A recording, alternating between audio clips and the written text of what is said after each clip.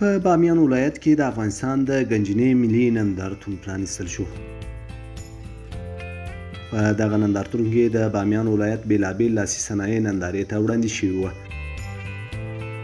د افغانستان د ګنجنې ملي نندارتون مسؤلین وایي موخه یې د بامیانو لاسي صنعت ته وده ورکول دي ترڅو د صنعتکار او خلکو ترمنځ فاصله له منځه ولاړه شي او د هیواد اقتصاد پیاوړی شي. در نمایشگاه‌ها محصولات هر کشور محصولات داخلی خود ما به نمایش گذاشته میشه.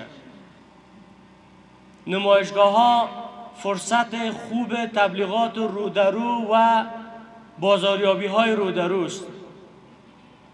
ما از طریق همین نمایشگاه‌ها میتونیم که فاصله ها را بین مردم، صنعتگر و تجار ما کم بسازیم.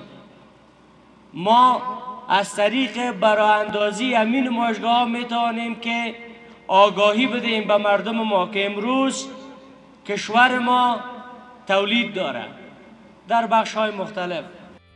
د سوداګرۍ وزارت مسؤلین بیا وایي دا ډول نندارتونونه کولی شي سیمه ییز اقتصاد پیاوړی کړي.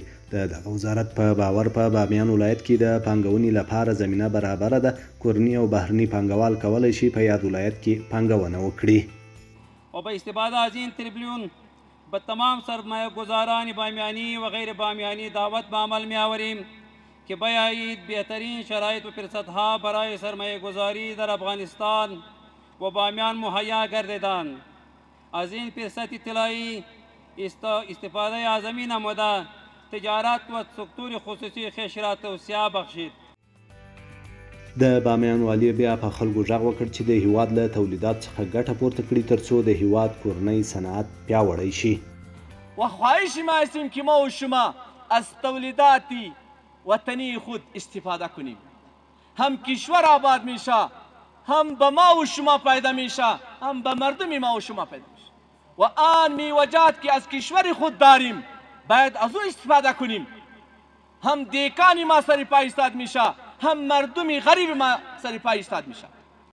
د نندارتون ګډونوال بیا دا ډول نندارتونونه د بازارموندنې په برخه کې ګټور ګڼي.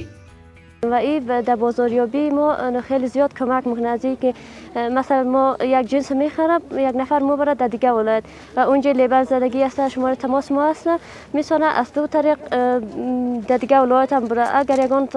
اگر در خارج گرفته شد که خیلی خوب میشه چون می صنعت ما گسترش پیدا میکنه. بازاریابی خوب است چیه که ما قدر فروختیم تا هنوز که ضرر نکردیم و خوب بود فایده هم کردیم. خوشحال هم هستیم از کار ما.